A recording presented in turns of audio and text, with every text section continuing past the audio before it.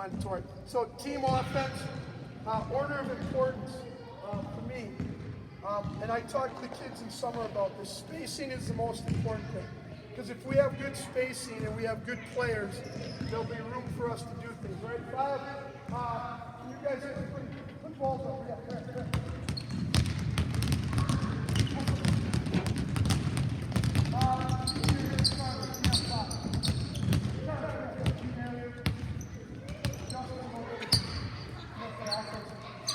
Brady, right down there. Luke, seventh graders play defense. Seven, right there.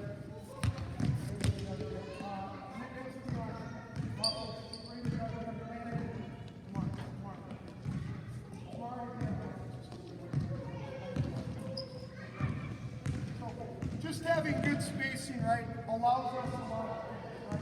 If we have good spacing, right, that gives Charlie can try to get in this gap. If he draws help, he can make passes and guys have open shots. Or the biggest thing spacing allows is it gives us room to penetrate. Now when we pass out, what do you have to do to him?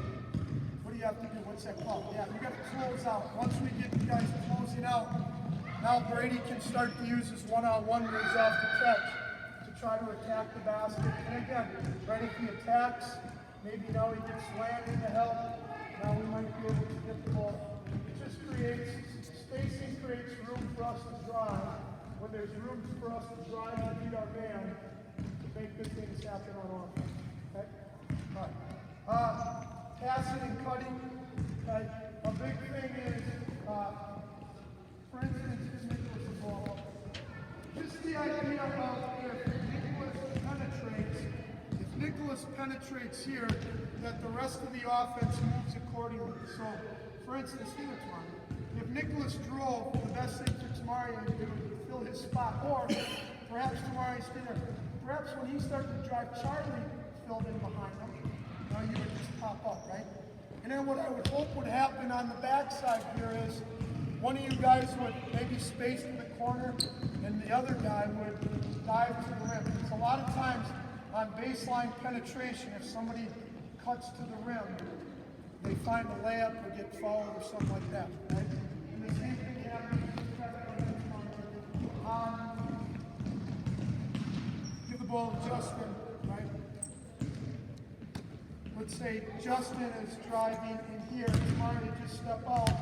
Tamari steps out, and if your man comes to help, that you're cutting down. On middle penetration, we want to have cutters along the baseline. On baseline penetration, we want to have somebody cutting to the top. Ball reversal, the idea that, stay there, that the ball has to go from one side, stay up higher, Brady, out of the corner. The ball's got to go from one side of the floor all the way around to the other. Because what that forces, right, it forces the defense to help and recover. Now when it gets reversed, these guys can maybe get involved in some type of screening action for one another, right? If the ball gets reversed this way, boom, boom, stop. Now Nicholas can maybe back screen for Tamari, and then you can go and down screen for Nicholas and you get the defense moving. So ball reversal is important on offense. And then the final thing, which will be the hardest for you to teach, and again, most of this is probably for the older, like in second, third, fourth grade, and fifth grade. If you can just teach the first two, you're in great shape.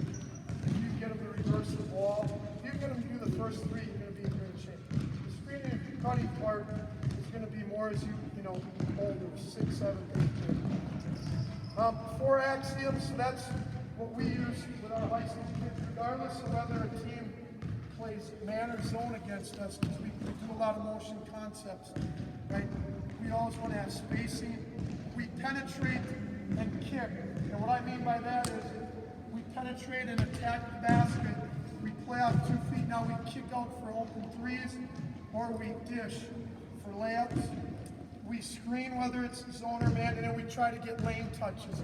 And we can get lane touches by penetrating, by cutting, by somebody posting up. Okay? We can get lane touches any of those ways, zone or man. And then finally, I like you to teach flex, because flex does 3 things, right? It teaches spacing, it teaches ball reversal and it teaches screen. Okay?